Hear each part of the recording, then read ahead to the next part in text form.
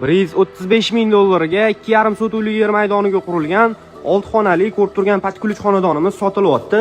Kirushimiz mana shunaqa keng yo'lak orqali yaxshi sifatli bruschatkali berib qo'yilgan. Bu yoq tarafga asosiy binoga kiradigan eshigimizni, hovlimizning etek qismini qisqacha ko'rsatib o'taman. Naves qilib, bu yoq tarafiga letniy kuxnya, bu yoq tarafiga yozgi shunaqa tapchan zona qilingan ekan. Hovlimizda ikkita kichkinagina daraxtlarimiz, zeleniy zonalarimiz ham bor. Bu yoq tarafdan podval qismiga tushiladi. Endi qisqacha binoning ichini ko'rib chiqamiz. Kirushimiz shunaqa koridor orqali boshlanadi. Bu yoq tarafda kuxnyani ko'rishingiz mumkin. Mebellari 100% kuxnyalikdan tashib ketaman debdilar. Bu yoq tarafda детский spalnimiz, yonida birinchi qavat uchun kichkina razmerda sanuzel qismi joylashgan. Birinchi qavatimizda qo'shimchasiga yaxshi razmerda zal qismi va spalni xonamiz bor.